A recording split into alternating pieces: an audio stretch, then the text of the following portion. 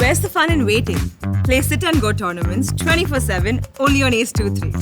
This game involves an element of financial risk and may be addictive. Please play responsibly and at your own risk. Uttar Pradesh में विधानसभा चुनाव से पहले मुख्यमंत्री योगी आदित्यनाथ ने अनुपूरक बजट पेश करते हुए बड़ा ऐलान किया। सीएम योगी ने ऐलान करते हुए कहा कि प्रदेश के 1 करोड़ युवाओं को योग्यता के आधार पर स्मार्टफोन या टैब दिया जाएगा। हमने तय किया है, हम लोगों ने एक निधि का गठन किया है। सरकार के स्तर पर 3,000 करोड़ रुपए की लागत की यह एक निधि प्रारंभ हो रही है। 1 करोड़ नौजवानों को टैबलेट या स्मार्टफोन की सुविधा उपलब्ध कराई गई। स्नातक, प्रास्नातक, तकनीकी और डिप्लोमा करने वाले नौजवानों को हम इस योजना के साथ जोड़ेंगे और उसकी आवश्यकता के अनुरूप डिजिटल एक्सेस भी उसको फ्री में उपलब्ध करवाने का कार्य करेंगे। इसके अलावा 3 प्रतियोगी परीक्षाओं में शामिल होने के लिए आने जाने का भत्ता भी दिया जाएगा।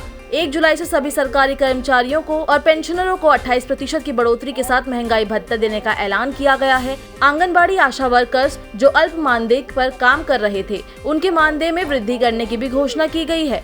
आंगनबाड़ी कार्यकर्ती, सहायक कार्यकर्ती, आशा संगनी, बिहाड़ी जवान, रोजगार सेवक, यानी जो अल्प मानदेय पर कार्य करने वाले थे, इन सबके मानदेय पर बढ़ोतरी करने का काम सरकार करेगी। साथ ही मुख्यमंत्री योगी आदित्यनाथ ने ऐलान किया है कि प्रदेश में अलग अलग माफियाओं से जो जमीन जब्त की गई है, उस पर गरीबों और दलितों के लिए मकान बनेंगे।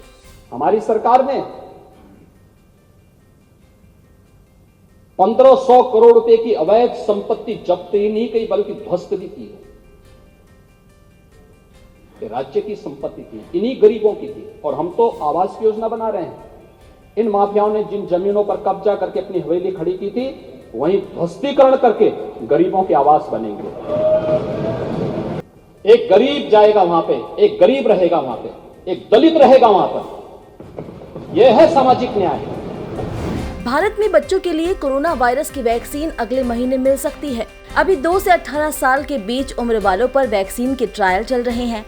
राष्ट्रीय विषाणु विज्ञान संस्था यानी NIV की निदेशक प्रिया अब्राहम ने कहा है कि अभी बच्चों पर कोवैक्सीन का फेज 2 और फेज 3 का क्लिनिकल ट्रायल चल रहा है। हमें उम्मीद है कि जल्द ही नतीजे सामने होंगे और वो रिजल्ट रेगुलेटर के सामने प्रस्तुत करेंगे, तो शायद सितंबर के तुरंत बाद से वैक्सीन उपलब्ध हो सकती है।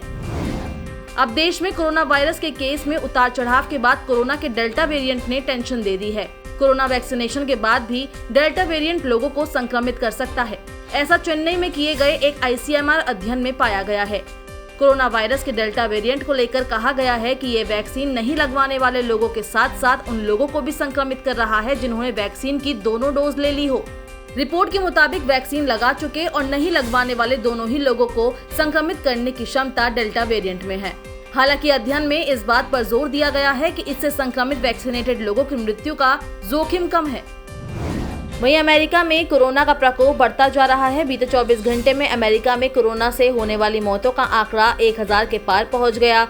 अमेरिका पूरी दुनिया में कोरोना से हुई मौतों में नंबर 1 पर है। देश में कोरोना के बढ़ते मामलों को देखते हुए एक बार फिर लोगों को दोबारा मास्क लगाने को भी कहा जा रहा है। अमेरिकी राष्ट्रपति जो बाइडेन ने अब ये कह दिया है कि 20 सितंबर से कोरोना वैक्सीन की बूस्टर डोज मिल जाएगी।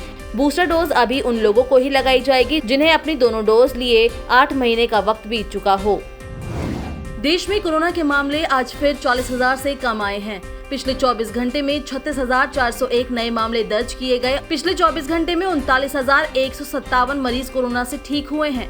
भारत में एक्टिव केस की संख्या 3,64,129 है, जो कि पिछले 149 दिनों में सबसे कम है। वीकली पॉजिटिविटी रेट 1.95% है, जो कि पिछले 55 दिनों से 3% से नीचे है। डेली पॉजिटिविटी रेट की बात करें तो ये 1.94% है। ये पिछले 24 दिनों से 3% से नीचे है। वैक्सीनेशन की बात करें तो पिछले 24 घंटे में 55,05,075 लोगों को वैक्सीन लगाई गई, जिसके बाद कुल वैक्सीनेशन का आंकड़ा 56,06,52,030 हो गया है। कोरोना वैक्सीन की पहली खुराक देने के मामले में उत्तर प्रदेश अन्य राज्यों के मुकाबले काफी आगे है। यूपी में 5 करोड़ से ज्यादा लोगों को वैक्सीन की पहली डोज दी जा चुकी है।